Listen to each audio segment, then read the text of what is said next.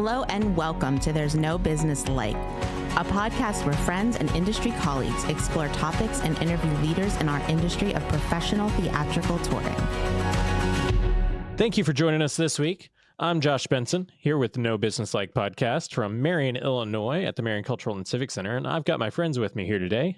Kevin Maynard, Quad City Arts, splitting the border between Iowa and Illinois. Katie Miller, Midland Center for the Arts in Midland, Michigan. Brian Zelmer from Kutztown, Pennsylvania at Kutztown University.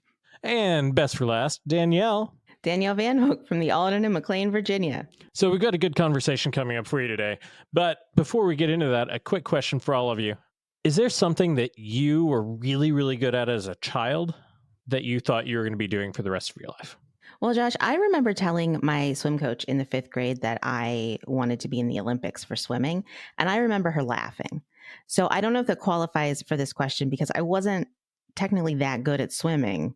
I think for a hot second, I did think that maybe the Olympics was possible, but it turns out it wasn't. But I did get really good at selling raffle tickets prior to performances to win a basket.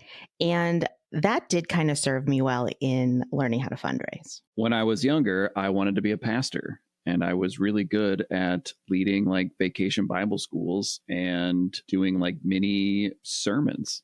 But that is not what I do anymore. I thought I was going to be one of two things. One, I thought I was really funny. And so I thought I was going to be a comedian or a professional basketball player and the next Michael Jordan, which very clearly I've achieved both in your life. All right. When I was in 3rd grade, I lived in my imagination and imagined being a violinist, even though I never even picked up an instrument or had an instrument. And eventually my grandmother supported that and got me into local lessons. But she kind of said, hey, you're going to do better at this program at this college. And so in 3rd grade, I started taking college level violin and I was really good at it. The only thing is it was on Saturdays and we had to drive all the way to New Paltz, New York, which was like an hour and a half drive from my house. And so my whole Saturdays were shot and I wanted to play with my friends at that age. And so I regret giving it up. But after I had to finish the term and then I gave it up and I look back and I'm like, oh, that's one of the regrets I have in life. The thing I was really good at, I started dancing when I was 3 and I was a pretty good dancer all through my childhood. And then into high school, I was doing musicals and I really thought maybe I would pursue a career as a Broadway dancer. Like that's really something I thought about a lot. But I think it became pretty evident as I got older that I didn't have the right or expected body type for that sort of profession or what, 25 years ago was thought as the proper body type to be a professional dancer. And so that dream got kind of quashed when I was in high school. And I just realized that even if I had the talent, I just didn't fit the mold. And so that dream went away pretty fast and I transitioned to other things and that's okay. And I don't think that was the path I was supposed to take. But, as particularly a young woman, body image issues can be pretty serious. And it was just a little disheartening to be this is something I can't control, but yet, it defines at least what I can't do in the future in some way, shape, or form. So I've gone back to dance now as an adult, but I took an 18-year break from dancing consistently between when I graduated high school and going back to class a couple years ago. Katie, that's actually perfect to lead us into this interview with Mark Morris and Nancy Umanoff. Kevin and I had the chance to sit down with them, and one of the topics that comes up is the traditional stereotypical dancer body type. So enjoy this conversation with Mark Morris and Nancy Umanoff.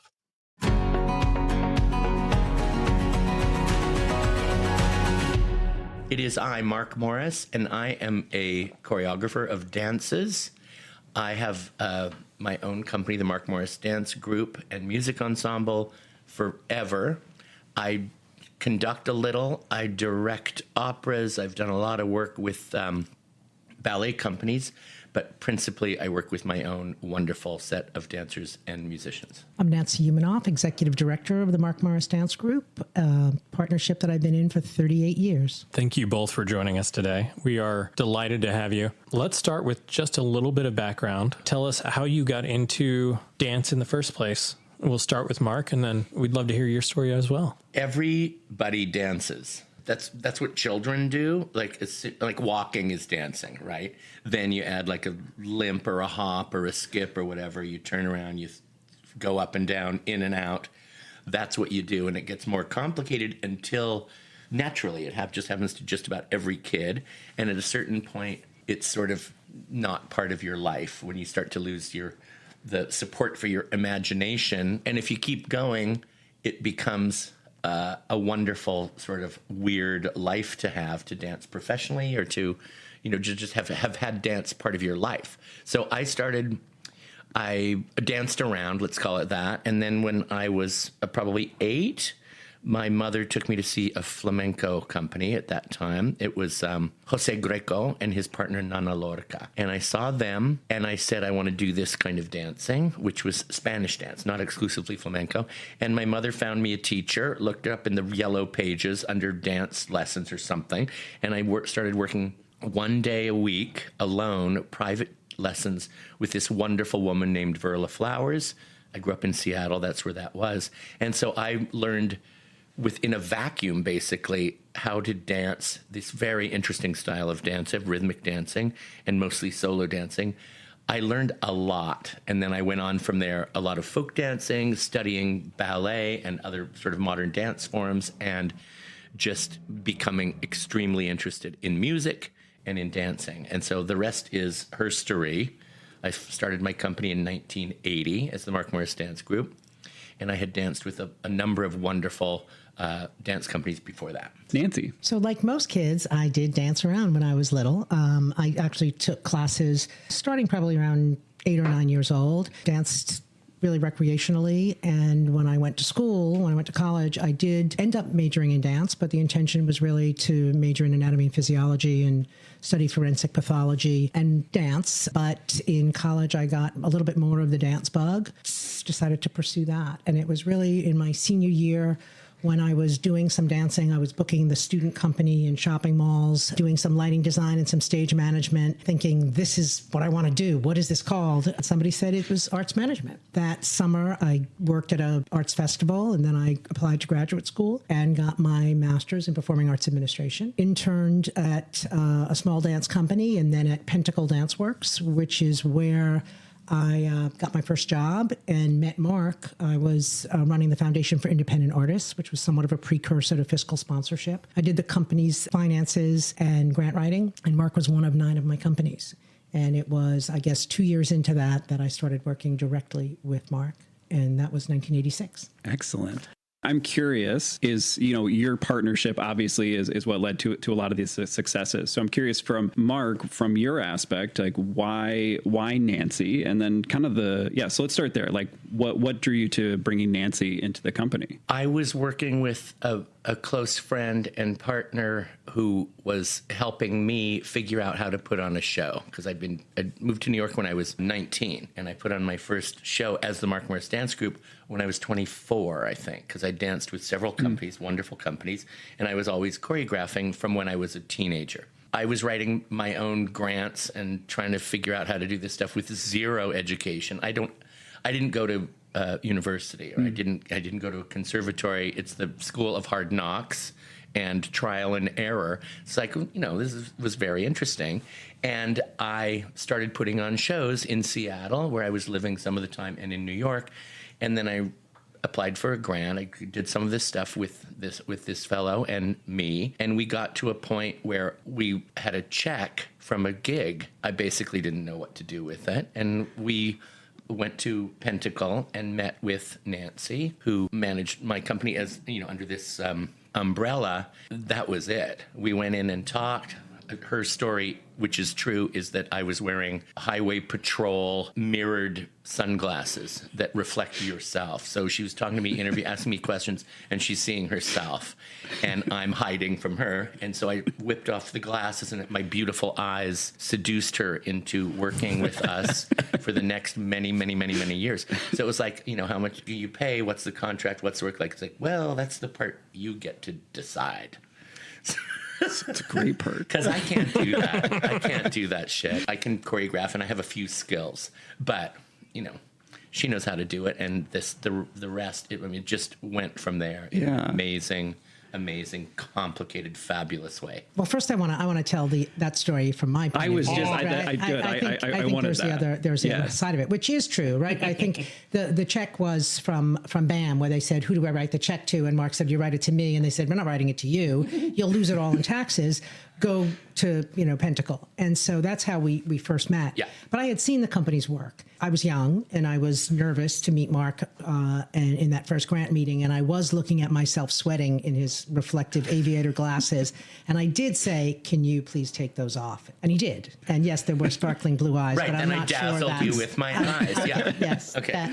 But I think for me, what was really dazzling was the work. I love dance. I knew I wanted to work in dance, and I never thought I would work for one artist with one company. I thought I would either work for a service organization like Pentacle or a presenting organization. The more that I saw Mark's work, the more that I was drawn in, the more that I brought people to it, even more so than I do now. Like, oh, you have to come see this, come to dance theater workshops, sit on the floor. But for me, it was really about the music, and it was about hearing music that I knew really well, as if I was hearing it for the first time, or hating a piece of music and understanding how to navigate it because of what I was seeing. It was because of the work that I sort of accepted the challenge of come work with us.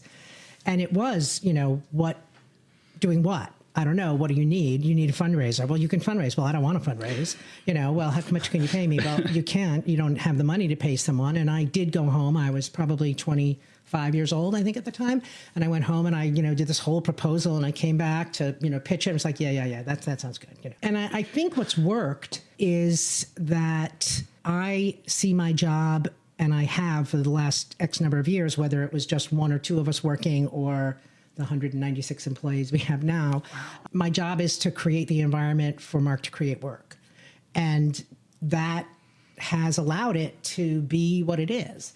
So I also think there's a tremendous amount of trust. I used to joke that Mark didn't know where we were going on tour until I handed him a plane ticket, when there were actual paper plane tickets, because it wasn't important information to know the details unless there was something different or new or something that involved artistic decisions, right? That was his domain, and that was protected. And it was my job to sort of create that for him. I've never tried to cross that line. I mean, I'll give my honest opinion about the work or what I think about collaborators or any sort of artistic decision that he may make, but I don't try to make up dances. I don't try to do his job, and he doesn't try to do mine.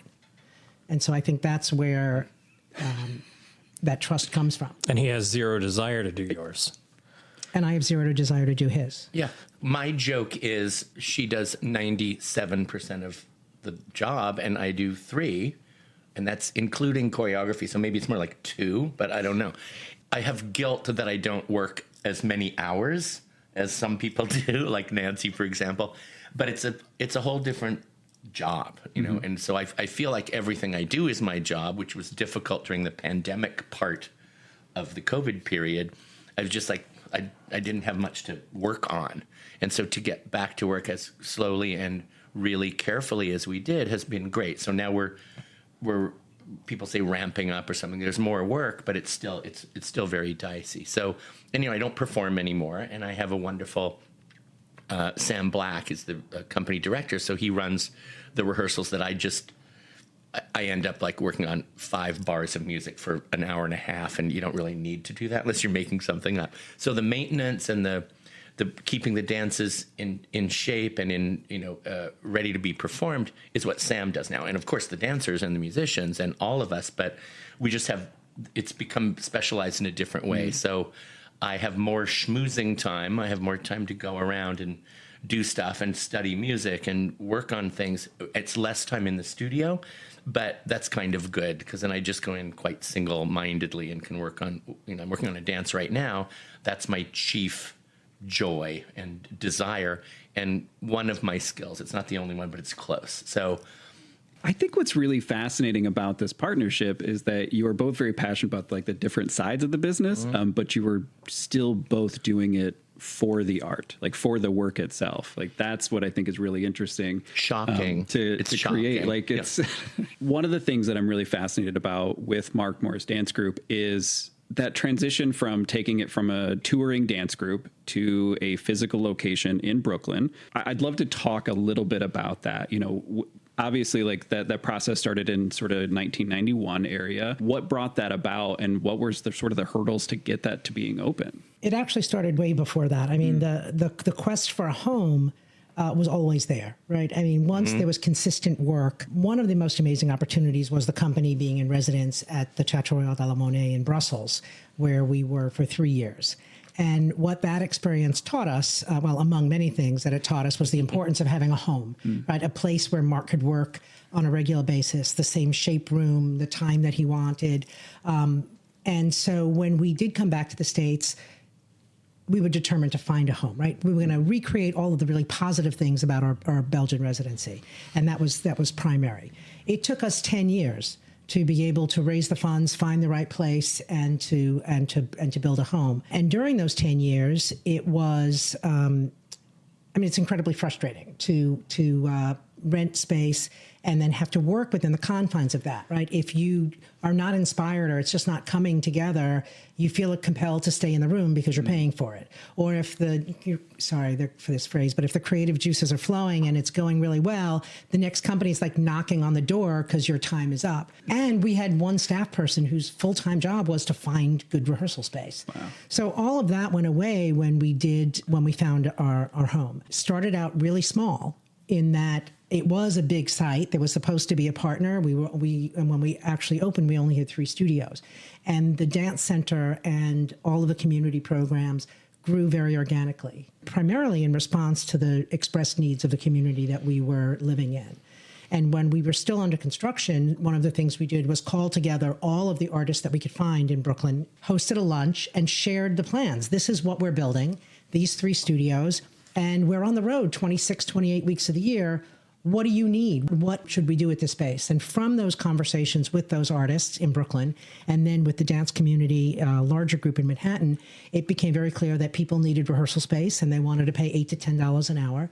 And that's exactly what we did. We built a subsidized studio rental program that to this day is still $10 to $15 an hour. Wow. And then the community work came from, again, very organically in a Parkinson's support group reaching out to us when they read that we were moving to Brooklyn, thinking that it would be great if we could send a dancer to them. We said, come to our new studios. And here we are 23 years later with a, international research-backed program that has incredible global reach, 340 communities around the world. Our work with the New York City Housing Authority started because there was a daycare center around the corner, and on a holiday, they were exploring their neighborhood and rang our doorbell, literally, and came in. It was 9 o'clock in the morning. There was no one there except me, and I showed them the studio and said, well, you'll have to come back someday and take class.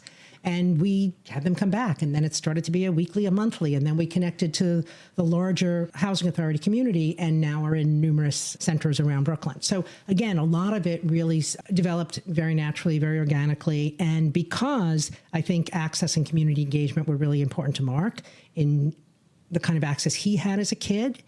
So we created some of that, and we're able to, particularly in the early days, allocate a tremendous amount of human and financial resources in developing that aspect of the organization. Let's go back to $10 to $15 an hour today in New York City for rehearsal space. That's incredible. Before we went to Brussels, we were rehearsing in studios that cost an enormous amount of money, probably like $50, $60 at that time was a lot. Mm-hmm.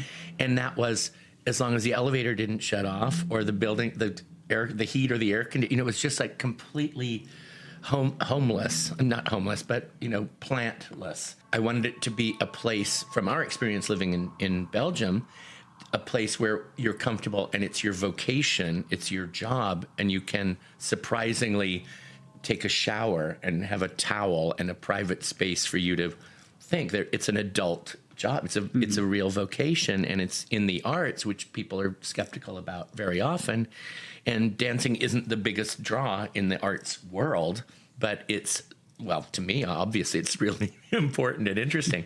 And I'm working from a basis of music. So there's always been music involved, and a certain idea that you can be at home where you work, and it's nothing to apologize for. It's like, you're 35 and you're still dancing. It's like, yeah, thank you. And I'm really good. Your name here. So it was like, it wasn't just we need a cheaper space. It was like we need a place that is suited to this kind of work. And very few places are built with dance in mind. There are a lot of details that you have to take care to make it the best possible, less injurious kind of job that can go on for a long time instead of just, replaceable dancers, which is an awful tradition. So there are a lot of things about the Mark Morris Dance Center that are outside of just that dance space as well. There's also the Wellness Center there. How intentional was all of that from the beginning, and how did that develop? So we started out with 3 studios and a physical therapy room. And it was out of necessity not only to bring in physical therapists to work with our dancers, but in order to make that affordable, to be able to provide them with space so they could use the space, see outside clients. And we built a sort of business around that where we could have multiple practitioners working, renting space from us, with us providing the equipment, and then having physical therapists and other types of practitioners on site in an emergency when you needed it. So as we grew, it made sense for the Wellness Center to grow as well. When we expanded to the lower 2 floors, we built out a much larger space with more individual treatment rooms and full gym equipment so that our dancers could stay in shape and could use that and be a benefit to staff as well. So it was, I don't know that it was intentional to be what it is now. I think it's grown into that. And I think that is pretty much our story, right? The intentionality was a great studio for the company and a backup studio for smaller work. And that's what we were really after initially. And a home for the dancers, a place where they could unpack their dance bag, because traditionally dancers live out of their bag. And so we put a lot of focus on what the dancer dressing room looked like and the kind of spaces that people could be in, so that dancers had a place to go to work, like a lot of other people do. The dressing rooms were intentionally modeled after a baseball team dressing room. What do you call that? Locker room? Yeah, whatever. You change clothes. Only much nicer. Only much nicer, right? It was like, so every dancer has his or her own place, their own place. It's like, it's seen as such an incredible luxury, but it's giving them what's needed. And of course, we've benefited, back to the Wellness Center idea, we've benefited tremendously. The dance world has benefited from sports medicine, the sort of trickle down of, oh, I'm injured all the time, and we don't make $10 million a season, but you can be injured a lot. It's high stress work. And to become a better artist, there needs to be a certain amount of cross training. So we have a full set of Pilates equipment and free weights and cross-training stuff. And people also do yoga or swim or run or bike. A lot of people bike to work, which is the best thing. So that idea of the sort of respect for it and the treatment of people and injury prevention, just doing something a bunch of times is going to pay off in some way. Ouch. So we help with that in a great deal. And that was also from talking to all dancers and people in the business like us who've already been around forever. And then we're trying to make a physical plant that turned out to be great and in Brooklyn and really a dreamy spot. Everybody wants to work there. I don't blame them. I love that concept of giving it the respect. I think that's really like a great way to explain what you have built there. What I'm curious about is Nancy mentioned sort of the accessibility factor and focusing on like that being a priority, and sort of it seems it's what's led you to sort of consistently say yes. I mean, to sort of, you have somebody come knock on your door and all of a sudden you're doing dance programs for this and you're doing dance programs for this because of that. So I'm curious, where does that desire come from to focus on that accessibility? Why do you see that as important as you do? To make this not a conservatoire and not a university, as I say, I don't have much book learning, and, everyone loves to say, if you're an autodidact, how do you know the word autodidact? It's kind of like that. It's like, well, excuse me, I wasn't born yesterday. And I know some stuff because I've traveled so much and I'm really interested in music and dancing and show business and opera and people and travel. That all added up to, what do you want to learn how to do? And it was really like, can we get not just the Parkinson's dance for PD, but also what do kids want? And, what would be mommy and baby classes are family classes, like with little kids, and there's dancing for older people and if you're lucky, everybody's an older person. Well, you are from the beginning. It's a different kind of, it's not the kind of high pressure of getting a BFA in dance or something. I want people to dance so you can decide if you want to or not. If you've never done it, how do you know you hate it or that you want to do it? And it makes you, it does different things to you sort of neurologically. It's like, oh, I took dance lessons. Everybody had a girlfriend who was a dancer at some point. It's like, well, small world, but also it can be a career and it can be something that belongs in the world and in the culture because it already is every place. So, we have a West African dance class. It's been a huge hit for many years. Like a lot of people who come very regularly and a team of drummers who are fabulous. And then there's, there's salsa and there's capoeira, like some martial arts stuff, and there's some yoga classes. Like there's a whole big variety, and we rotate it. The stuff that succeeds, we keep it going, and we add and subtract stuff. There's so many kids around, and then sometimes the more fragile and older people who are in the Parkinson's program, and everybody runs into each other and gets along and, pushes your way out the door. It's a very, very active place. And that's what we want.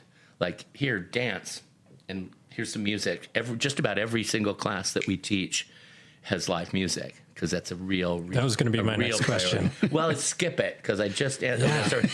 No, I mean, no, go ahead. Live music is very important to you, and so that was, as you were talking about all these classes that are in the building. Yeah, I'm thinking, how many musicians would you have to actually facilitate all of these classes? But you do.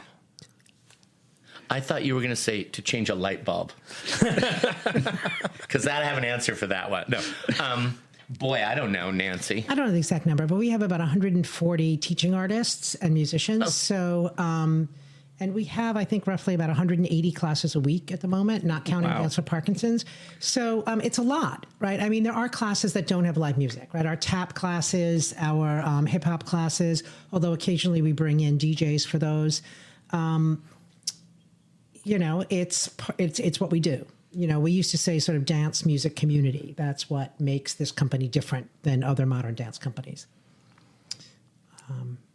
So, and as the company's developed, Mark Morris Music Group has also come out of this, right? I'm probably butchering that name. 1996, we established the MMDG Music Ensemble. Okay. It operated under that name for quite a number of years, and now we have shifted the overall company name from going Mark Morris Dance Group and MMDG Music Ensemble to the Mark Morris Dance Group and Music Ensemble. Okay. And the only time we don't use that full name is when we are working, let's say, with a local orchestra and not traveling with our own musicians. But it is an integral part of what we do. And unless there is a piece of music that can't be played live or wasn't intended to be played live, or there's a very specific recording that defines the piece, then we would do it live or we wouldn't do it. Talking about live music and how important live music is, it's something that you're dearly passionate about. With having things that are an absolute must like that, you have referred to yourself in a number of interviews as a difficult artist. And I just kind of want to know, one, where that self-prescribed difficult artist, where that comes from, and has that ever been an issue for you with any collaboration or partnership creating the art in that way? Difficult artist. I would say I'm a difficult person. I don't think I'm a difficult artist. A demanding artist. Demanding artist, yeah. I mean, I'm an asshole, but I'm also a man. So that's kind of done right there. It's like, oh, yeah, okay, fine. It's partly because I work very rapidly in my mind, which is different from getting it across to other people. So I'm strict, I'm demanding, I'm impatient, I'm lots of fun, I'm volatile, I'm reliable. That's one reason we have worked together for so long, is that we're finished. When we show up and promise the premiere, it's done, and we just do it. We're very, very reliable. Difficult meaning, I also am sort of frank, like, how did you like that show of somebody else's, of course. No, not only, but how'd you like the show? I said, that was terrible. Or, I love when my opinion comes up about something. The idea of, I say, well, I went to that opera and Act 3 was fine, but the rest was terrible. And it's like, oh, and people say like, oh, we were at a different show, which just means you liked it and I didn't. Good. That's what I want. I don't want everybody to do the, anesthetized Disney industry response of, that's good for everybody. And, there's no friction in that. Not just that I'm looking for fights, but if you say like, that sucked, that was the worst piece of shit I've ever seen, then people often say to someone like me, why don't you tell us how you really feel? And it's like, I already cleaned it up. My mind runs a little more blue than a lot of people's do. And I'm frank, I'm confusing. I'm not just a choreographer, director, whatever, artistic. I'm also like a thinking, kooky person, and my interests change a lot, and I stay interested because of the people I work with, dancers in particular, and certainly musicians, and then designers, and the responsibility of the work, because I don't use a lot of sets or video or anything like that. I do pretty pared down stuff a lot, lighting and sets and costume, and music, and that's kind of it. I'm old fashioned in that I want live music, which I like to just call music, but music is a big topic. Music, dance, people, text, in the theater, alive, and then it's over when it's over, and that show never happens again. Even if you're doing a month-long run of the show, they're never the same because it's all living elements, and that's my biggest thing. So I'm difficult. That's the answer. In many things that you've expressed just today in this discussion, you're incredibly well-traveled. You have absorbed the cultures that you have been in and been around. But at the same time, you say, I don't have a lot of book learning. Mm-hmm. And at any point in your career, has there been any imposter syndrome or anything that you felt from a confidence standpoint that you've had to overcome even early in your career due to being around people that were potentially all had college training and you didn't, or anything like that? I say this myself because I'm a high school graduate and that's where it ended. Mm-hmm.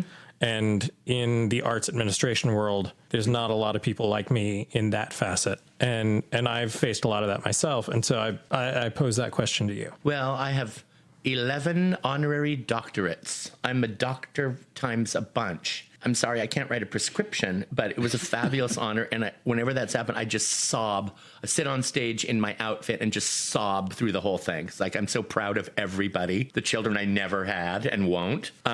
Let's see. I think imposter syndrome, I love that term because I think that's just about everybody. I don't know anybody who does not have some kind of imposter, even if they don't think they're a very good imposter. That's a kind of imposter syndrome. I'm certainly defensive about being uneducated, but I'm smart. I'm not that scared. I mean, I'm chicken. That's one reason I come on strong is because I'm scared shitless all the time. Like most people in show business don't really want anybody to look at them. That's why you dance. The audience is in the dark and you're not, because you're dancing generally. And if you're dancing specifically, which you feel like you are, you actually are. But you don't want the crowd to see. It's a weird thing. It's like that's why you do it. There's a quote that I want to bring up about you as a dancer. It's on the Wikipedia page about Mark Morris, the choreographer. Oh, Wikipedia. That's extremely valuable. It is. Yeah. And impossible that anything could be wrong. So there's Josh wrote it earlier. I did. Yeah, okay. I did. I was the contributor. Okay. It says Mark was long noted for the musicality and power of his dancing, as well as his amazing delicacy of movement. His body was heavier than the typical dancers, more like that of an average person, yet his technical and expressive abilities outstripped those of most of his contemporaries. Reading that and having watched your company and knowing that a lot of your dancers are not necessarily the standard stereotypical dancer build. Which is what and why? I'm going off of a quote from you saying, I have larger women and smaller men because the balance between them on stage is better in that way. With that, I just wonder how much your representation as a dancer led to the way that you fill out your company with dancers in a casting situation. Okay. What is it, Nancy? I'm looking for that quote that I shared with you about body types. Remember good. I read that recently? I'm looking for that. You were shaking your head, so I thought, the show's off.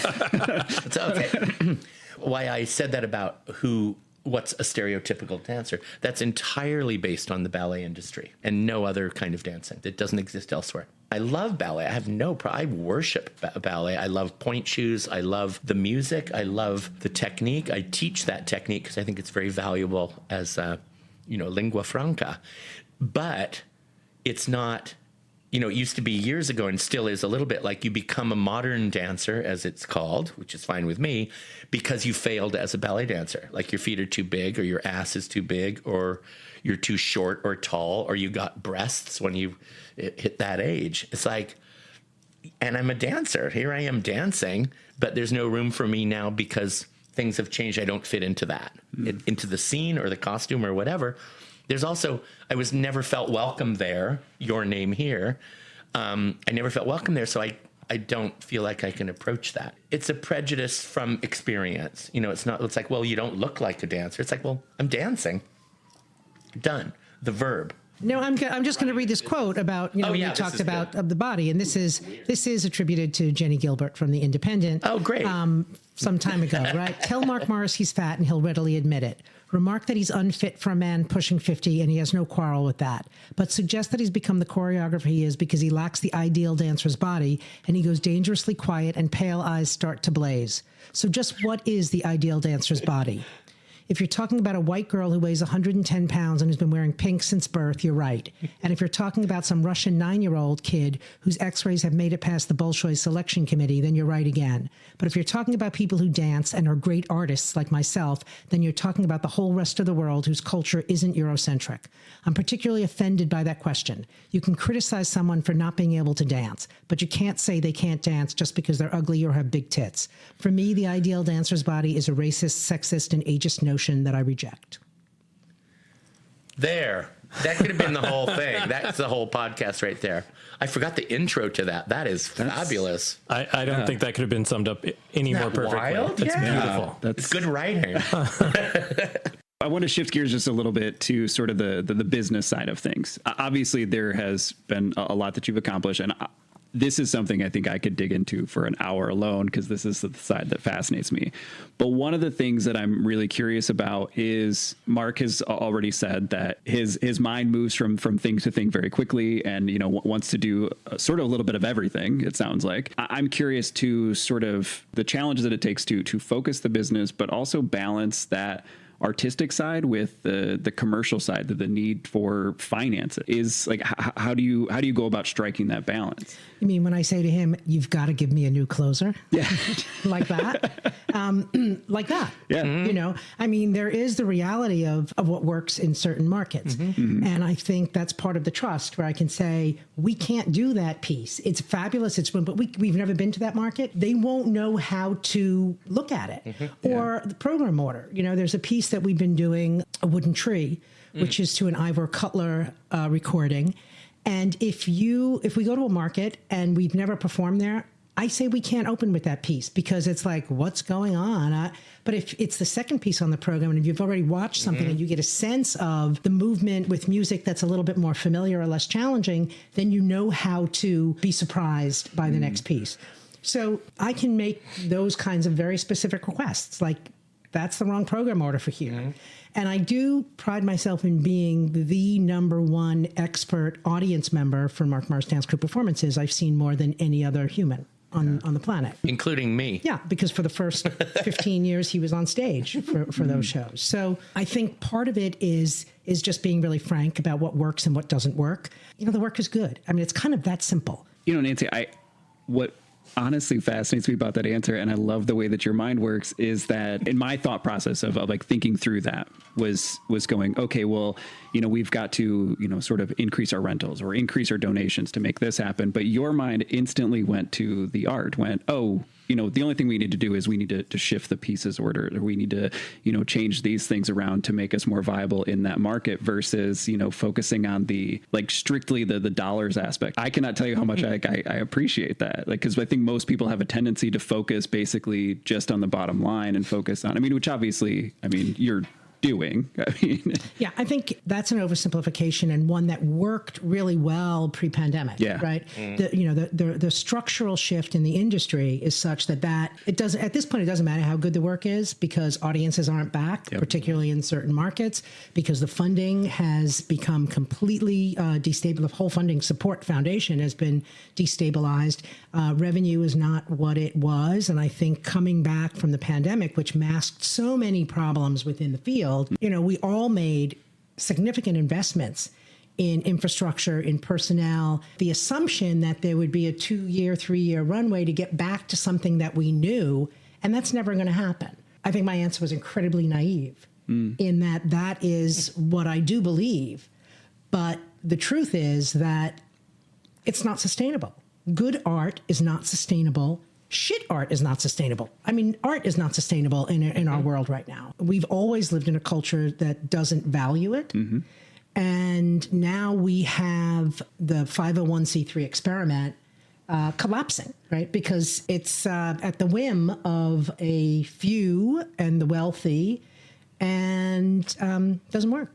I also think one of the things that's happening right now is the shift in, and there needs to be a recalibration in the field, absolutely, right? But we've got the pandemic, we've got Black Lives Matter, we've got George Floyd, we've got Me Too, we've got a lot that arts and culture is trying to contend with in terms of what it means to be, a good human being. Right. And how do we undo some of the grave injustices of the past? All of that is true. But I think there has been such a shift, such a swing of the pendulum with no runway, with no preparation. In some ways, I feel like the shift of some of the major foundations and major institutional support moving away from institutions and towards individual artists, moving away from arts and culture into everything that needs to be funded because of the last administration, right? We need to fund reproductive rights. We need to fund climate change. We need to fund social justice. But this or instead of and has been a real problem. And I fear that what it's going to do is not what its intention is or was, because by taking money away from the institutions that support artists, you're making them more reliant on rich white people, which I don't think is the intention. And by putting the money into the hands of the artists and not the institutions that have supported them, you're forcing them to become artist administrators and take time away from their own artistic practice. So I'm not sure what the plan is. I mean, I get what the, what the intention is, but I just don't think this plan is going to work. I certainly don't know where it's taking us. Honestly, we are on the exact same page. Yeah. We saw massive funders that we were getting five figures from, and all of a sudden we went zero. Yeah. Like within one phase. And all of a sudden it's like, what happened here? Yeah. And it causes a lot of, problems down the road, but also like everything that you mentioned, we're also dealing with, like you mentioned, like climate change. I'm working towards like livable wages, affordable Several housing, wars everything right convening now at once. And there's this notion of this idea that like people like to talk about, that the arts can fix a lot of these things or do like make progress in a lot of these things, which I 100% agree with, but we're not going to fund it. Right. Like you got to go out and do that, which then, has that mission creep aspect of like, you're now beholden to certain large donors or certain, other institutions. And exactly. There's a lot of chasing the money. I think one of the things is, I don't want to put all the blame on the funding community because it's also on the presenting community and driven by the funding community, right? I mean, one of our biggest challenges is that our source, the Mark Morris Dance Group's primary source of earned revenue comes from institutions, organizations, presenters, individuals who rely on contributed income. If we're being hurt on the contributed income side, we're being hurt on the earned revenue side as well because those sources depend on contributed, right? Most of those presenters need their funding in order to be able to pay us our earned revenue. Mm-hmm. In some ways, it's a really vicious cycle. But I want to say it's not just on the contributed revenue side and the foundations, but also on the presenter side that have many that have shifted in big ways. So yes, we have had funders who have given us 6 figures consistently for 20 years that suddenly have gone to zero. But we've also had presenters where we have performed for 20 years in a row that have suddenly said, oh, we're no longer presenting artists like you. We're no longer presenting Western classical music or work that's based on Western European culture, so you no longer have a home here after 23 consistent years, and find a new place to perform next year because we're done, right? So those kinds of really quick changes are really destabilizing regardless of how good the work is. There's also developed a bizarre expectation that the arts are somehow supposed to unite and heal and spread love all over. And that's a possibility. You know, it's another story with visual arts and literature and stuff like that, but they're related. But the stuff that happens at that time in that place where nothing is supposed to be disturbing, there's supposed to be a trigger warning on something, you know, which I understand it, but it's also like, it's show business is also a certain aspect of fiction. So to see someone who's like you, that's important, but also to be able to recognize how a piece is constructed. And, you know, and famously opera has been the milieu of gay men, specifically opera queens. That's what we're called. And I'm one. I'm proud to be one. But the thing is, it's not like because I see gay or queer people being portrayed in the opera. It's that I see the situation between the soprano and the tenor leads. I see their relationship. And as we know, a lot of 19th century opera ends with some horrible female tragedy like classical ballet. I can read that as that could have been me instead of Violetta. And that's the identification that should be recognized in art that isn't turning King Lear into the former evil president.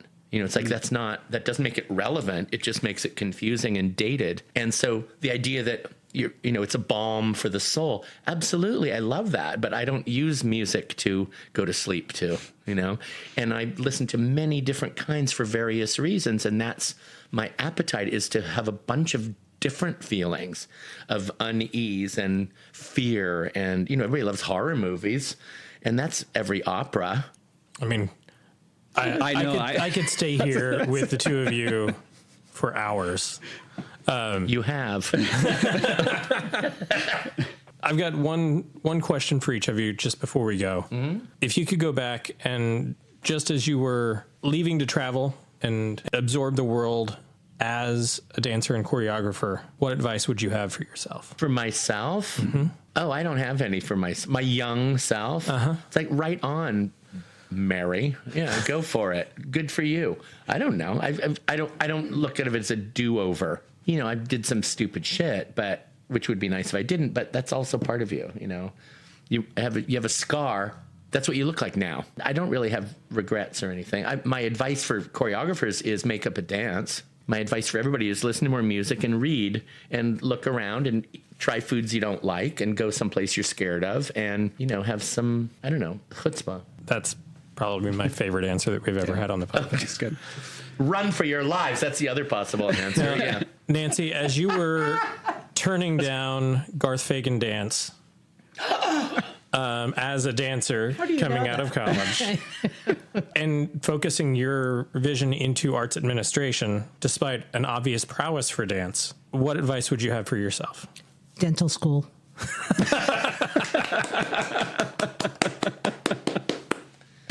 You've invested a lot in other people's dental school over the years. You know? Oh, yeah. Yeah, I have no regrets about the career path that I've taken. But, yeah, you know, let's face it. Right now, this business sucks. Mm-hmm. It's not fun. Mm-hmm. It's really, really hard. If I had gone to dental school, you know, I would be on the board of a dance company, and then maybe I could be, I don't know, a little less stressed these days. Right on. Two great and I answers. probably would have I love it. cheaper dental rates because I don't have good teeth. So that would have helped too. I always said that I've told my mother that it was a lie, but I always said about it, I had to choose between orthodontia and dancing lessons. And dancing lessons were cheaper. And she was so outraged. I said it a lot. She was like, Mark, how dare you know, it's like, I was just lying, but I thought it was funny. And it isn't, but that's why I'm this and not that. Well, my father actually, when I said that I wanted to study dance, my father actually said to me, you should become a dentist. You can be on the board of a dance company. And I said, that's a terrible idea. I didn't know that was his idea. It was his idea. Oh, wow. It was his idea, He was 40 some right. odd years ago. Yeah. And, if he's, looking down, not that I believe that necessarily, but he, I think he would be glad that I just said that. I don't think he thought it would turn out this way, but. Right. Yeah. I told you so. Yeah. I've got one final question for you. Okay.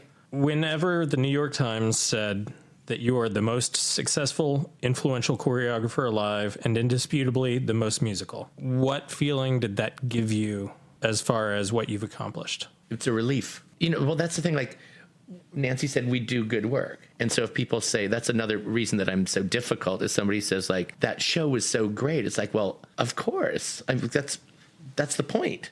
And it's like, here, let me make up the third best dance ever. Like, I don't think that. I'm talking about myself. It's not a competition because I like other people's work and I love watching dancers and music. And if it's good, so it's like, it's good. Oh, thank you.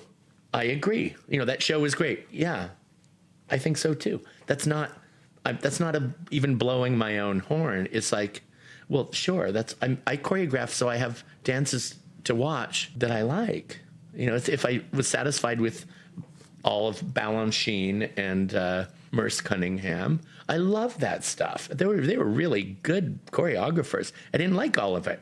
So I'm working in that model, not just the famous ones, but all the other ones, living and dead. I fit into that in like, here's a dance. Good luck, But I think it's good. So I was happy with that. Well, thank you both for being here today. Yes, thank you. And thank you for giving us your time and being so open and transparent with us. It's been an absolute delight. Thank you. Thanks. I didn't want to talk over you. Yeah, Thanks, guys. Josh and Kevin, thanks for bringing us this interview with Nancy and Mark. We all got to meet them in New York this past APAP, and I had the pleasure of working with them this past fall. As much as I would love to talk about his work and his dances and how incredible it is, because it's amazing, and everyone should go find the opportunity to see Mark Morris Dance Group when it comes to a town near them. But what I wanted to focus on was something we talked about at the end of the beginning of this conversation with us, when Katie was talking about body type, and then Mark talks about that at some point. And as you all know, my wife was a professional ballerina, and it's a real thing, that body image. He asked you and you didn't answer what the typical dancer body type is, but for the ballerina world at the time that my wife was in it, it was a certain height. You couldn't be over a certain height. You had to be really thin. You had to be this, that, and the other thing. And she had an eating disorder, so she could stay, in the dance world and make a professional career. And it affected her physically. It affected her when we came to try to have children. I mean, there were so many awful things that came way after those periods of her dancing because of her eating disorder and other issues, dancing through the pain. I mean, I can go on and on about all of the things, the harmful things and toxic things that she had to endure to keep that career. I'm so grateful to hear the way Mark approaches with his dancers and the care he has for preventative and also to help them, with injuries and things that are going to happen. It's just, night and day from the experience that my wife had. And hopefully that's a growing movement that is happening within the dance world. I do think you have seen a huge shift in transition in this idea around body type. I mean, just a company we've talked about before on the show, Hip Play, ballerinas out of Chicago, Ladies of Hip Hop out of New York. And there's numerous companies now that are really tossing aside this prescribed notion of what a dancer should look like and are working with dancers of all shapes, sizes, ages, races. It's a beautiful thing to see. Dancers like Misty Copeland that have really made it their mission to help break down some of those unconscious biases that we have and make that something that people are held accountable for, that company leaders are held accountable for, is thinking about that as not only the physical representation, but also the health implications like you were talking about, Brian. So I'm very glad to hear Mark talk about this in this way, and also actually have witnessed the shift in the industry personally myself in working with artists and seeing dance companies come through. And when we're at conferences and things like that, it's definitely noticeable. Well, but that's also a place too where, as an individual and as, somebody who works for an organization, is to always remember that, like, you vote every day with your money and with your attention. I mean, I've learned a lot more about myself and what I like in dance because it wasn't something that I grew up seeing a lot of. I've really kind of learned to figure out what kind of dance I like kind of as an adult. And what's most interesting is the movement of bodies. I don't care what the body types are, but it's about the storytelling and it's about that motion in and around each other, the relationships, like what the dancers' individual bodies look like isn't anything that I've ever cared to care about in selecting kind of like a performance that I want to see. And so if that's something that you don't feel like you want to support, then, think about other ways that you do or don't support something. When Nancy was talking about Mark's background and growing up in the Seattle area and how he became a dancer was through the opportunities and access that he had, and how he'd taken that to when they created the Mark Morris Dance Center to keep it affordable for the community. I mean, I just thought that whole story was incredible. I love that you guys highlighted even the real dollars that they're talking about, $10 to $15 an hour. That is amazing. You can't find that in rural areas, let alone New York City. It's just so community minded. And I loved, I love that. And I think it probably already has paid in dividends in helping foster people that never would have had an opportunity to be exposed to dance, let alone maybe even find that they have a spark for it to grow and choose that as their career because of the Mark Morris Dance Group. And that's just such a service to the dance community and to that industry. Yeah, that dance center is really ingrained in that community as well. And the things that we really didn't dive into in this conversation is just how involved in the community outside of that. Obviously, the building has a very prominent location, but they're doing things inside that community as well. I mean, Nancy is also sitting on, some tourism chamber of commerce type groups there to be able to help drive that and drive that home because they want to be part of that community, want to see their community grow. And it just goes to show that, I mean, we talk about it all the time, like the arts creates a community and it also helps to drive that community. And so they're putting their money where their mouth is and their time as well. And to follow that, Kevin, like when they were creating that space and envisioning that space, they pulled together the dance community and asked for their input and what was needed and what was necessary, which I really loved. And when they were doing that process, like that is not something that I think that was very forward looking and not something that a lot of people would have done at that time. And I don't think a lot of people still do now, even though it is a best practice is to involve your community in those sorts of conversations. And also, I think thinking about dance as a vocation and the respect that Mark and Nancy both have for the dance community and dance as a profession and the care that they took in creating these spaces, particularly the dressing rooms, right? And I love that, actually, that analogy that Mark used to baseball, like #sportsball. But they're even better because they have so much respect for dancers as professionals and our wider community. Nancy makes this point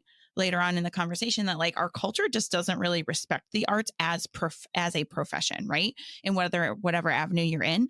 And I loved how much time and care and respect they put into that process of creating these spaces for artists to use, and that's going to stand the test of time.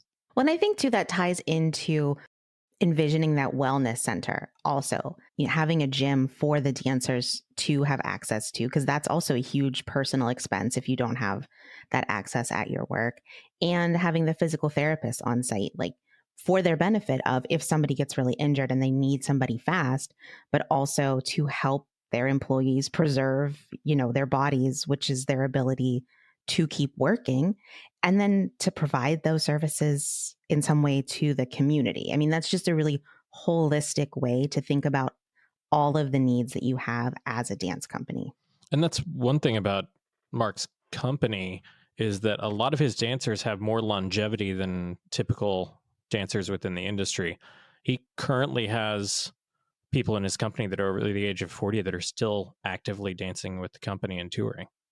So switching gears, I want to think about this kind of the second half of your conversation with Nancy in particular, when she was talking about funding structures and the recalibration of the industry in really the last 5 years or so. And I think this is a really nuanced conversation and a very complex conversation, and one that we are nibbling around the edges at as an industry, like presenters, agents, artists. We kind of have these conversations about how funding structures are changing very suddenly.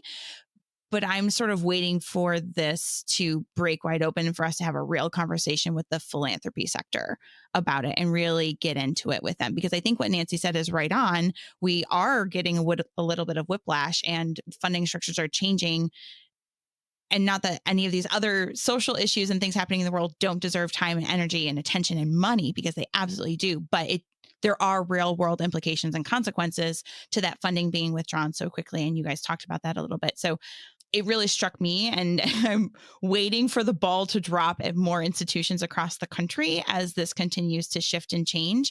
And if we don't have truthful, real conversations with funders now, I think those long-term consequences that Nancy was speaking about are only going to continue to snowball. I also appreciated how Nancy phrased that it's not an funding or situation, but it's an and situation.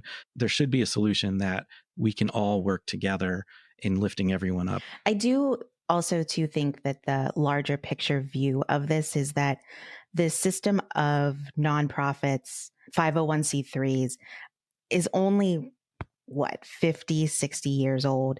And, Nancy refers to it as an experiment. And it has created an arts economy ecosystem that has lasted.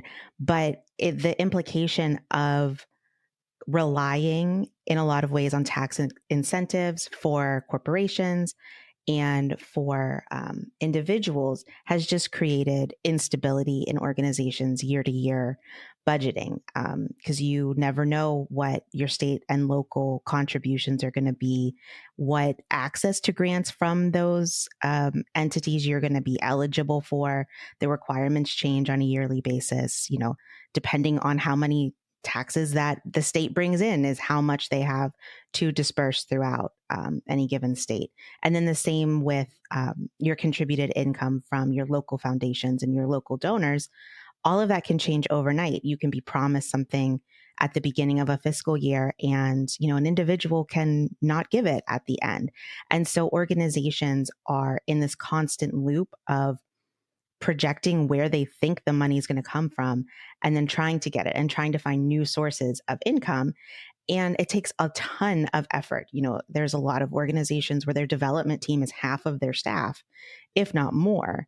And that's not a great way to make art. I think one false sense of security that was created was through the COVID relief funding, because donors and funders were dropping out during that time, but the COVID relief funding was there, creating a false sense of security for a lot of organizations. And then coming off of the COVID funding, the funders weren't there, and it created that whiplash feeling that would have been created by COVID 2 years prior. But that created a false sense of security for so many organizations. And there are so many organizations that now, during this time, are closing their doors because of that false sense of security that happened. And there wasn't a drive to replicate or replace that funding because they had the COVID funding. Yeah, and that COVID funding, also being simultaneously with the increased cost of staffing and the increased cost of just, food or literally everything at that same time. And then, we ramped up our expenses and then had to drop down on that funding. And I think what's really challenging is I think some people will listen to what Danielle said and talk about, the granting side of things and go, oh, well, you shouldn't be budgeting for your grants. Like, you shouldn't expect to have this year over year, because that's a general thing that people like to tell you. But the reality is that you also have to look at, you have to make some assumptions. You have to make some hypotheses as far as like what is going to come in a traditional year. And if historically you have gotten a consistent amount from an organization, it would dictate that odds are you are going to get it that year. And when many of those don't come through in a certain year, it can be detrimental, and it can be hard or impossible to recover from. But it definitely creates some hurdles. So like I said, I think this is a complicated and nuanced conversation, but it is something that desperately needs to happen. And I thank Nancy for bringing it up as a part of this conversation. I'm sitting here going like, what's next? Do we have these conversations with funders at an individual organizational level, or is there a wider industry conversation, like real truthful, hard conversation that needs to happen with funders and the philanthropy sector and the arts sector. And who facilitates that and who is in charge of that? Like, how do we make all that great happen? questions, Katie. So let's all go to Wikipedia right now and see if we can find the answers.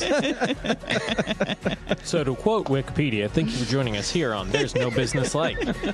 Thank you, Mark and Nancy, for sitting down with us. Thanks to the rest of the Quad producers for being here with me, and Kevin for sitting down with me with Mark and Nancy. We'll see y'all next time. All right, everyone. Thanks for listening to There's No Business Like. Our producers and hosts are Brian Zelmer, Josh Benson, Kevin Maynard, Katie Miller, and me, Danielle Van Hook. Views expressed in this podcast are ours alone and are not reflective of the organizations we are a part of. Keep up with us at nobusinesslike.com. There you'll find links to all of our episodes and socials. If you like this podcast, give us a like, a follow, a review, or our favorite, a 5-star rating. Oh, wait, what was that site? I got it, don't worry.